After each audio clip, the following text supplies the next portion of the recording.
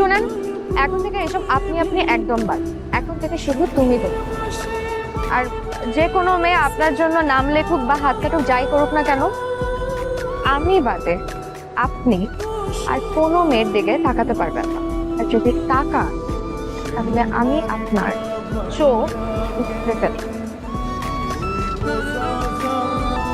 এভাবে সবসময় সাপের মতন তাকিয়ে থাকবেন না তো, আমার লজ্জা লাগে। সাপের মতো? তো নয় কি, সাপ আর মাছ এভাবে তাকিয়ে থাকে অপলক, ওদের তো চোখে পাতা নেই, তোমার তো আছে।